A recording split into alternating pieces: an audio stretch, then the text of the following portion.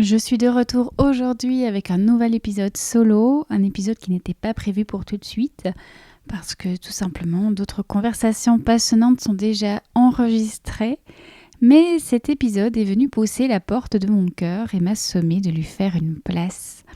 Je viens en effet de recevoir une newsletter d'une entrepreneur qui sort de 4 mois de burn-out, dont 2 mois d'hospitalisation.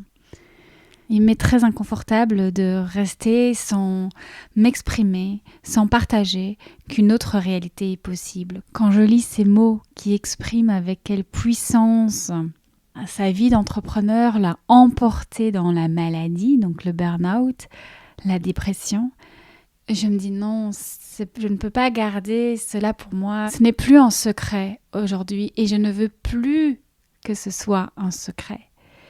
Car oui, entrepreneur, mère au foyer, salarié dévoué, je sais que vous l'êtes et c'est à vous que je m'adresse. Une autre manière de faire est possible. Bienvenue sur État de Flow, je suis Elisabeth Smeisters. Si j'ai abandonné l'idée de sauver tout le monde de mes propres faits, je peux encore diffuser ce en quoi je crois et espérer ouvrir les consciences. Vous apporter peut-être même des clés sur votre chemin, des clés pour avoir un peu plus confiance en la vie, au vivant, pour vous aider à vibrer le flow.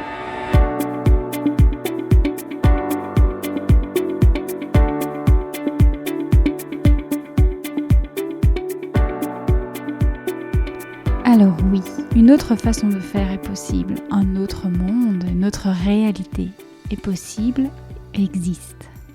C'est mon expérience et c'est ce que j'ai à cœur de vous transmettre aujourd'hui, mais aussi à travers des partages sur les réseaux sociaux, dans la newsletter, les podcasts et également les cours de yoga au sein de l'ashram, les différents enseignements, les consultations. Entreprendre, travailler, vivre, ce n'est pas serrer les dents. Non. La vie, ce n'est pas un marathon. Et c'est le mot qu'a utilisé cet entrepreneur dont je vous ai parlé un peu plus tôt. Elle voit l'entrepreneuriat comme un marathon. À moins que vous ne le décidiez, à moins que ce ne soit la vision que vous en avez, alors oui, ce le sera. Mais je peux vous assurer qu'une autre façon de faire est possible, avec beaucoup plus de douceur, et beaucoup plus de respect de notre propre rythme. Nous, les femmes, sommes encore plus proches de le comprendre car nous avons cela dans notre identité, cette êtreté, cette douceur. D'ailleurs, c'est cela qui est bafoué, ce yin. Et ce le sera jusqu'à ce que l'on assume et revendique cette puissance, cette existence autant importante que la partie yang de notre être. Le yin et le yang est un couple intérieur dont le mariage est obligatoire pour la naissance du divin.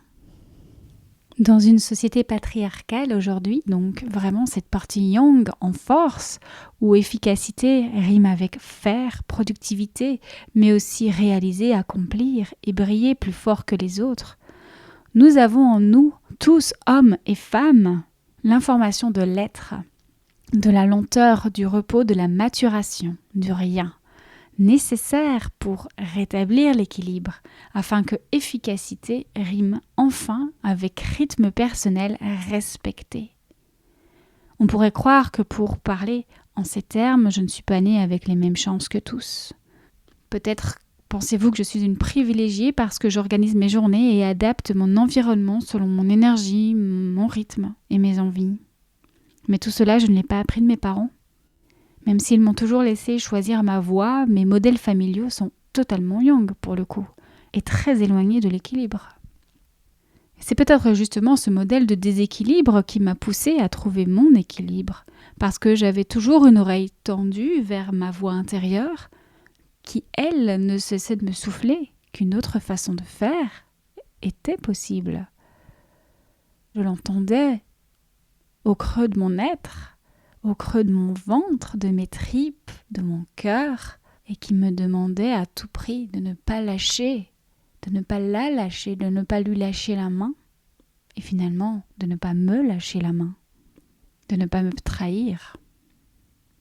Alors j'ai œuvré chaque jour en ce sens, avec foi et beaucoup d'amour. Parce que comme vous, tout simplement, je n'en pouvais plus de me sentir étrangère dans une famille, un groupe d'amis, une entreprise, une société, qui ne valorise pas mes talents, ma singularité, mes valeurs, mon énergie.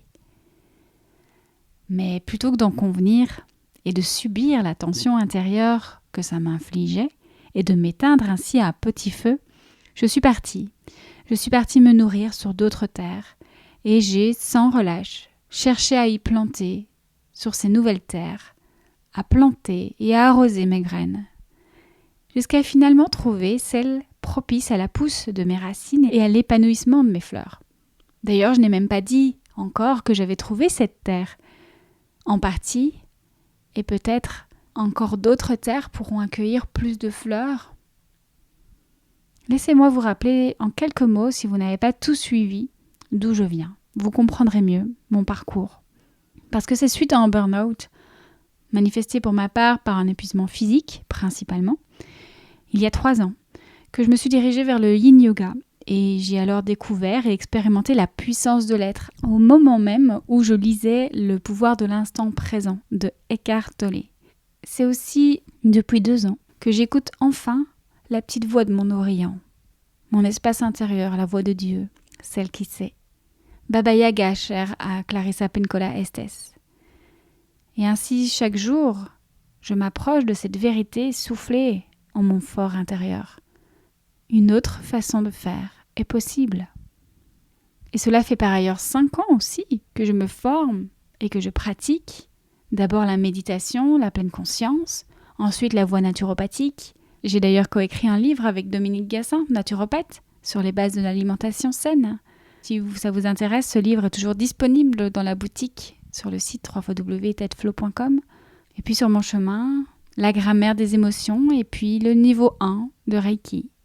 Enfin, le Yin Yoga, comme je vous le disais, il y a 3 ans, s'est présenté à moi comme une évidence. Avant de retrouver la musique, ma première passion. Je me suis formée alors à la médecine du son et de la vibration. Et enfin, ma rencontre et formation avec les fleurs de Bach, complétée avec les élixirs contemporains. Grande découverte, grande révélation pour moi. Et cela est sans compter le nombre de séances de EFT, les dizaines, les quelques dizaines, que dis-je, de livres lus et intégrés, parfois même relus, les quelques centaines, voire milliers de pages noircies dans mes nombreux cahiers, le journaling étant un essentiel de mon cheminement. Tout cela, tout ce dont je viens de vous parler ici, c'est encore aujourd'hui mon socle sur lequel je construis mon équilibre chaque jour et retrouve mon propre rythme, mon ADN, mon élixir personnel, comme le nomme si bien Florence Fouéré dans le dernier épisode du podcast. D'ailleurs, cet épisode, ô combien puissant, transmet un message mais tellement important que je vous invite, si vous ne l'avez pas encore fait, à l'écouter et même à l'user jusqu'à l'intégrer, à intégrer cette information primordiale qui est « nous ne sommes pas tous constitués du même ADN » et il est urgent pour notre bien-être de découvrir notre énergie, notre rythme personnel, plutôt que de continuer d'emprunter l'énergie d'un autre. Le burn-out, la dépression, c'est un grand sujet. Toutes les maladies mentales, psychologiques, émotionnelles. Je pense sincèrement que l'émotion est au cœur de beaucoup de choses, beaucoup de maladies.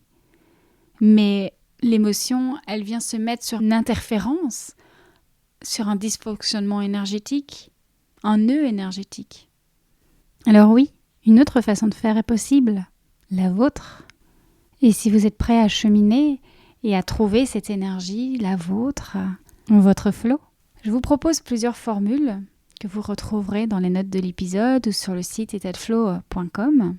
J'ai envie aujourd'hui de vous parler de 2 rendez-vous principalement. Le premier en présentiel aux abords de Paris, en plein air, dans un magnifique jardin aux fleurs colorées et scintillantes, le samedi 28 août. Je vous propose un atelier de mise en bouche à la découverte de 10 fleurs thérapeutiques utilisées en élixirs floraux, thérapie vibratoire, suivi d'un cours de yin yoga et d'un déjeuner sur l'herbe. Un moment délicieux que l'on passera ensemble. Deuxième rendez-vous, en distanciel, cette fois en ligne, Flow, un programme vivant, ou plutôt, j'ai envie de dire, un cheminement à la découverte de votre rythme, de votre flow, au travers de rendez-vous individuels et collectifs. Un cheminement qui débute le 13 septembre. Je clôture très bientôt les inscriptions. Alors n'hésitez pas à aller faire soit un tour sur le site internet ou à m'écrire directement. Il est souvent plus naturel et donc plus facile d'investir dans son entreprise au travers de formations à certaines qualités techniques ou opérationnelles pour toujours faire mieux. Et le risque, c'est de passer dans le burn-out parce qu'une énergie n'a pas été respectée. Notre énergie n'a pas été respectée. C'est très bien d'investir sur des formations, mais je pense que c'est oublier que le premier maillon de votre entreprise, c'est vous. Et cette entreprise, elle vit par vous, pour vous et à travers vous. Elle est le reflet de vos valeurs et de ce que vous voulez incarner dans et pour le monde. Aussi, on se demande souvent ce que l'on peut faire pour ce monde que l'on pense à la dérive. Eh bien, je n'ai pas trouvé de meilleur moyen d'agir pour le monde que de cheminer vers soi et de se reconnecter à son corps, à ses émotions, à sa vitalité, à la nature et au vivant. Ce sont autant d'aspects que j'aurai beaucoup de joie de vous transmettre lors de l'accompagnement Flow. Toutes les informations donc sont disponibles dans les notes de l'épisode, je vous le rappelle, ou sur étatdeflow.com. Et avant de vous laisser, un poème de Rupi Kaur, un poème issu de son recueil « Le soleil et ses fleurs ». Nous avons besoin de plus d'amour, pas de la part des hommes, mais de notre part, et les uns envers les autres.